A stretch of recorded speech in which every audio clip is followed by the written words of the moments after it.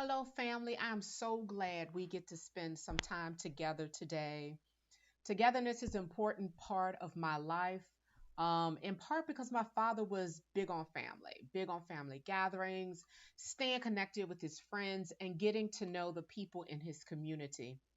He lit up in the company of others, and I wonder if he was alive today, how he would feel about the turmoil, chaos, and division in the United States and in other parts of the world. All of us have been on a roller coaster of emotions since the pandemic hit. But I don't want you to be afraid of your emotions. Whatever you're feeling right now is valid. Your entire being is responding to a series of traumatic events that, for some, started by being a non white person living in the United States. For others, it might have started with the pandemic, being laid off from work, or losing your home. Most recently, my nation suffered a domestic terrorist attack in Washington, D.C., at the state capitol. I'm still shaken, not only by what I witnessed on television, but by the mild response to this attack by people who swore to defend the Constitution of the United States. We are living through some very dark times. But one thing I know for certain is that light dispels darkness. Darkness is the absence of light.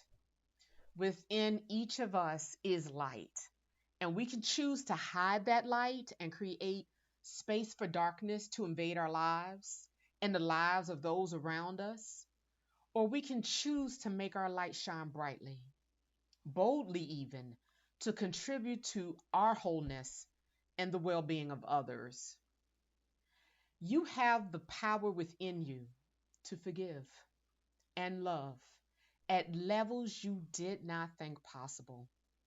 And to arrive at these levels, you will be faced with traumatic events that require greater dimensions of hope, faith, and love from you. You won't know what you are capable of until you dig deeper and find within yourself the capacity to do more and to be more than what you've seen in the past.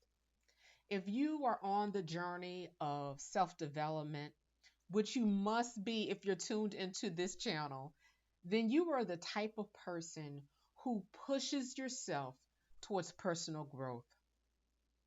Yet sometimes, or rather many times in life, unsolicited circumstances that arise and require you and me to step up and meet various challenges requiring more love, more faith, more hope than ever before. The pandemic is one of those challenges. We didn't ask for COVID 19 to invade our world, but here it is. And it has pushed people to the brink and pushed others over the edge. Let me tell you what I believe to be true. I believe that our trials are not bigger than who we are. What you and I are going through right now might feel bigger and more powerful than we are, but that's only because these challenges require us to stand taller and dig deeper than we ever have in the past. The question really is whether you will choose to rise to the occasion or not. If you want to experience greater dimensions of hope, faith, and love in your life, all you have to do is say yes.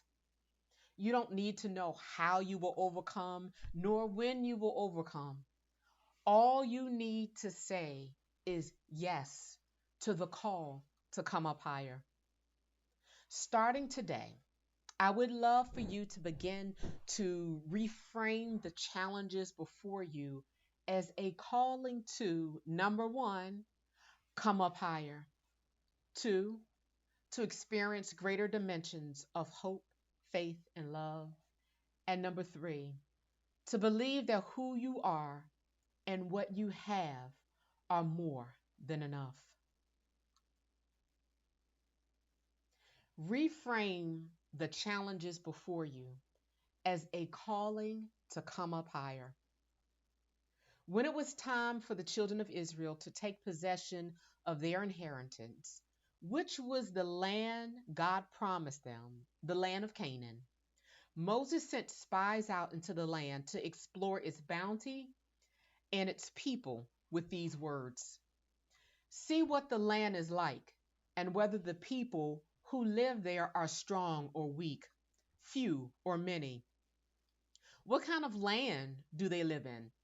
Is it good or bad? What kind of towns do they live in? Are they unwalled or fortified? How is the soil? Is it fertile or poor? Are there trees in it or not? Do your best to bring back some of the fruit of the land. When the spies went into the land, they saw that it was truly a place of abundance. They gave Moses this account: We went into the land to which you sent us, and it does flow with milk and honey. Here is its fruit. But the people who live there are powerful, and the cities are fortified and very large. We even saw descendants of Anak there.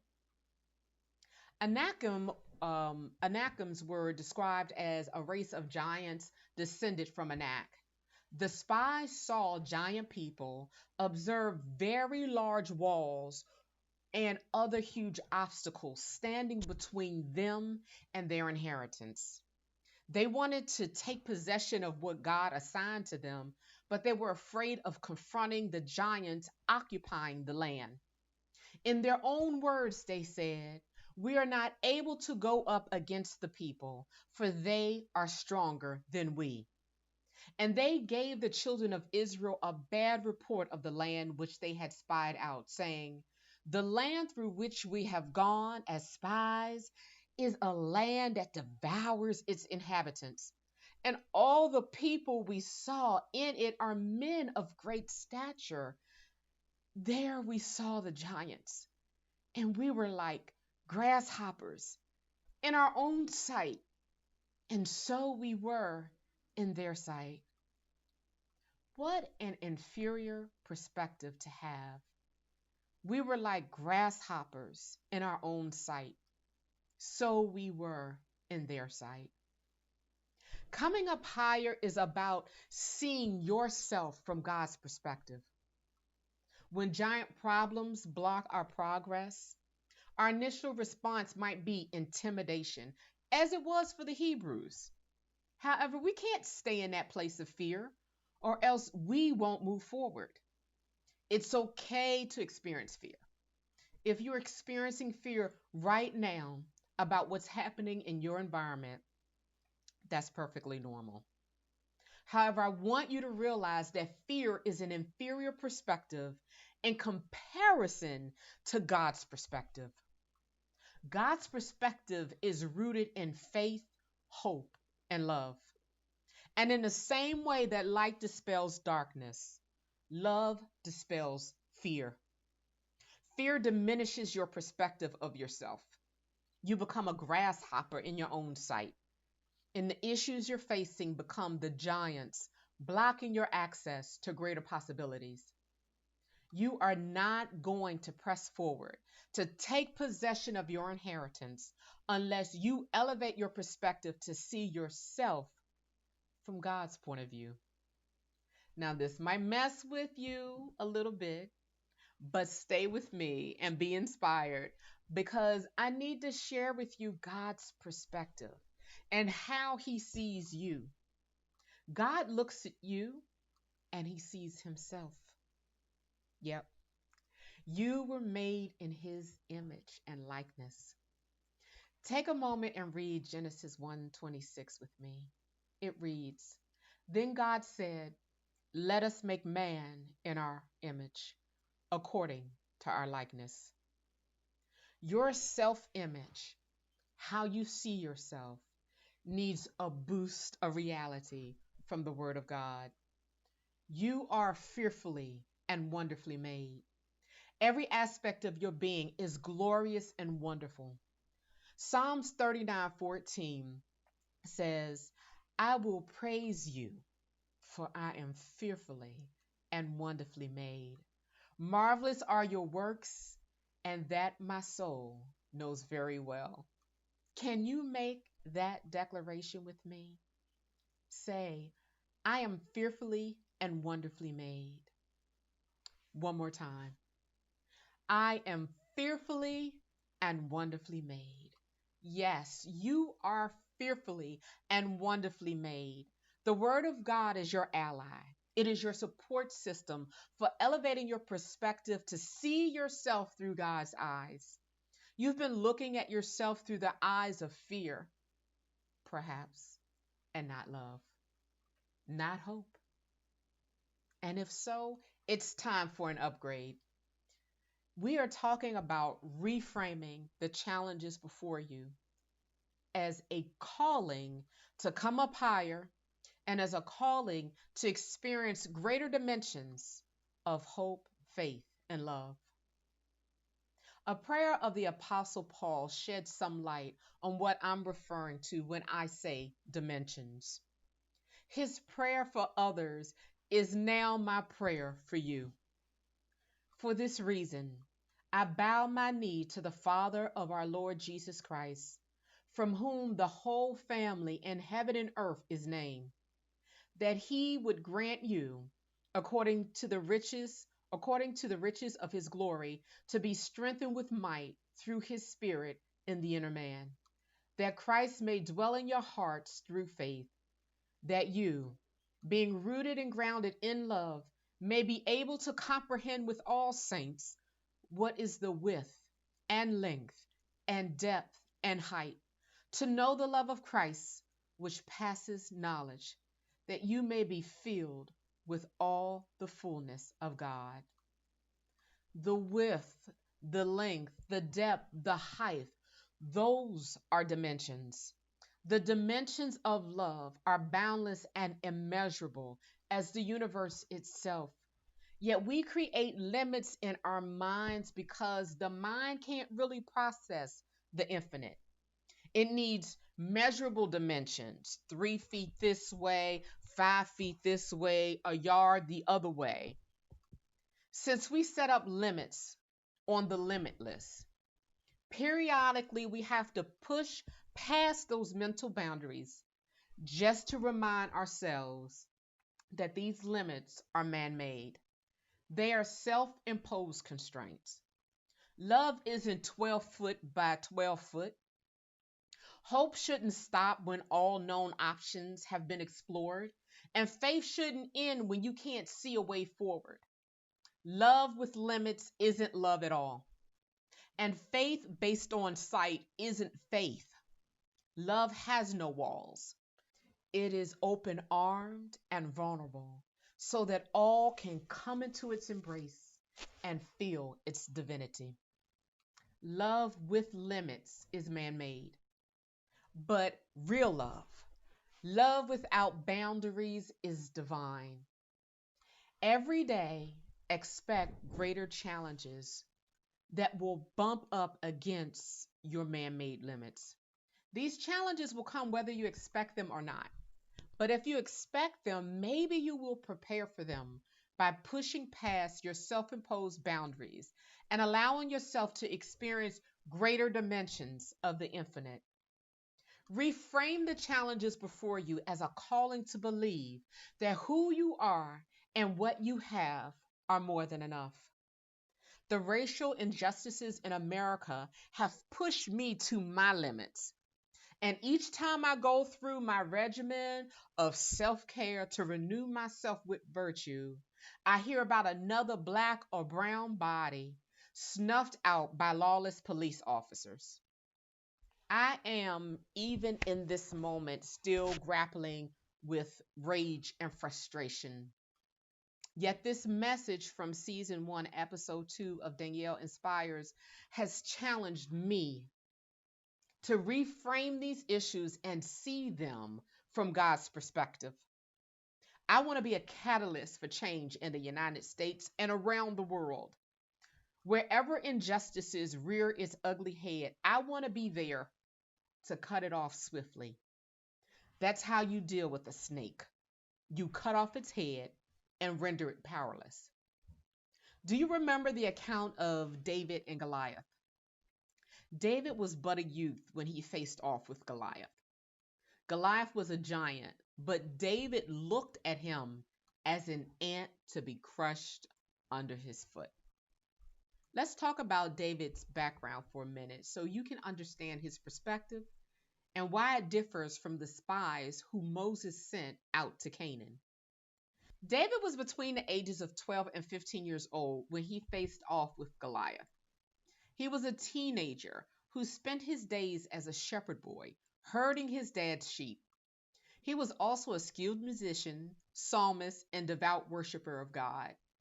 His time in solitude, herding sheep, gave him time to turn his heart towards God and build a fruitful relationship with his Maker. He might have spent a good portion of his time dancing and skipping around on lush green hills with his father's sheep in tow. Nevertheless, his time as a shepherd was not without its challenges. Let's hear about those difficulties in David's own words. But David said to Saul, "Your servant used to keep his father's sheep, and when a lion or a bear came and took a lamb out of the flock, I went out after it and struck it and delivered the lamb from its mouth. And when it arose against me, I caught it by its beard and struck and killed it. Your servant has killed both lion and bear, and this uncircumcised Philistine will be one of them, seeing he has defied the armies of the living God." Moreover, David said, "The Lord who delivered me from the paw of the lion and from the paw of the bear, he will deliver me from the hand of this Philistine." Yo, this kid came with the thunder and the lightning. I'm telling you, when you encounter people with strong faith, they can ignite your faith. Just reading this text stirs faith within me because as God was with David, he is with us. He shall never leave us nor forsake us. He has not forsaken you. He has not forsaken your family, your tribe, nor your community. He is with you right now and always. The question is whether you are with him. It takes two to be in a committed relationship. Both parties must agree to cleave to one another and have each other's back. How do you have God's back? By continuing to grow in faith, hope, and love. These virtues are integral to your relationship with God and to slaying the giants in your land. Because of David's close knit relationship with his God, he saw himself from an elevated perspective, from the right perspective, from God's perspective. You know that David was rare in his affections for God. The most devout believer today is relatively lukewarm, running hot on some days and cold on others. Giants are overtaking our land primarily because of our lukewarmness. We aren't firmly and fervently standing against evil. We're flirting with evil. We're courting injustices. We're giving weak responses to systemic issues and wondering why our efforts take us one step forward and two steps back. In this moment, I need you to do something important. I need you to name the giants occupying the land God has promised you. Can you name for me the giants that are before you, blocking your path of progress and hindering your peace of mind? Maybe one of those giants is systemic racism. Maybe it's fear. Maybe another is lack of finances, lack of opportunities, lack of time, or lack of health and assistance. Take the time right now, pause this video if you need to, and write down the names of the giants that are in your land, occupying and controlling what God has promised to you. Look at the names of the giants on your list and listen to me closely. In the same way you reduce the giants down to size, to fit on a piece of paper, you can reduce your perception of their power to block your progress. If you aren't standing, do so now. Stand up, come up higher. Now take that list of names and place it on the floor in front of you. Stand erect and look down on those giants. How easy will it be to put their necks under your foot? Continue to look down because I want you to regain your perspective by looking down on what you thought was bigger than you. Those so called giants aren't bigger than you. Those so called giants aren't stronger than you, and they can't overcome you unless you elevate them to have positions of power in your life. Kingdoms rise and fall every day. Today, your kingdom has risen, says the Lord. Sit at my right hand until I make your enemies a footstool for your feet. No weapon fashioned against you will be able to prosper, and every tongue that rises against you in judgment will be condemned. God is with you, and the battle before you isn't yours, it is the Lord's. God will give you every place where you set your foot. So, without me saying it, where should you place your foot right now? Wherever you place it, God will give it to you as an inheritance. I have one more point to make before I close. Let's go back to the account of David's confrontation with Goliath. David convinced King Saul to allow him to be the warrior who battled Goliath one on one. None of the trained warriors in the king's army were willing to fight Goliath. David wasn't in the king's army, and he only showed up in the Israelites' camp to bring his brothers some food, who were in the king's army. The king agreed to name David Israel's champion and battle Goliath. And he thought David would have a better chance of defeating the giant if he used the king's armor and weapons. Read with me and follow along. Then Saul dressed David in his own tunic. He put a coat of armor on him and a bronze helmet on his head. David fastened on his sword over the tunic and tried walking around because he was not used to them. I cannot go in these, he said to Saul, because I'm not used to them. So he took them off. Then he took his staff in his hand, chose 5 smooth stones from the stream, put them in the pouch of his shepherd's bag, and with his sling in his hand approached the Philistine. As the Philistine moved closer to attack him, David ran quickly towards the battle line to meet him. Reaching into his bag and taking out a stone, he slung it and struck the Philistine, Goliath by name, on the forehead. The stone sank into his forehead and he fell face down on the ground. So David triumphed over the Philistine with a sling in his hand and a stone. Without a sword in his hand, he struck down the Philistine and killed him. David ran and stood over him. He took hold of the Philistine's sword and drew it from the sheath. After he killed him, he cut his head with the sword. Sometimes we find the courage to fight while still feeling inadequate and incapable of winning the battle before us. I love people who are willing to fight afraid. That's what courage is. The downside is that those feelings of inadequacy can cause the courageous to use the wrong strategies and weapons to defeat their giants. They feel like they'll have a better chance at winning if they put on the fancy armor, the royal airs of greatness, and use the latest technology and tools in the marketplace. They dress and arm themselves with layers of stuff to shield their insecurities and sentiments of inadequacies. Yet these superficial things clash with who they are. Perhaps a lot of what you've been doing to get ahead in life doesn't really fit with who you are. Maybe the latest and greatest strategy you've been trying and the cutting edge tools you've been using will work against you when you square off in battle. Battles you will inevitably lose simply because winning is being who God created you to be in all circumstances. You are more than a conqueror. You are more than enough. You have everything you need right now to build a prosperous and righteous legacy. You have everything you need right now to slay the giants blocking your path to victory. You don't need another degree.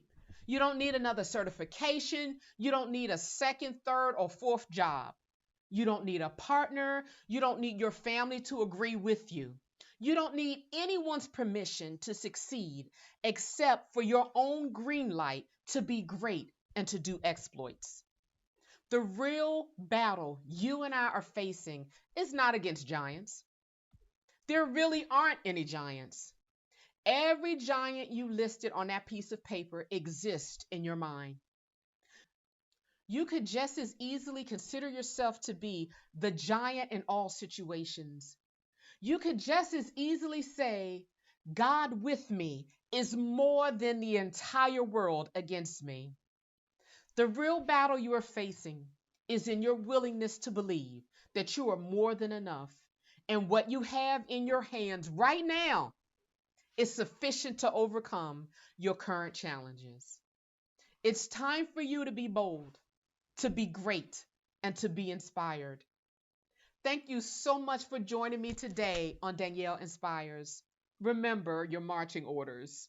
Starting today, reframe the challenges before you as a calling or mission to come up higher, to experience greater dimensions of hope, love, and faith, and to believe that who you are and what you have are more than enough.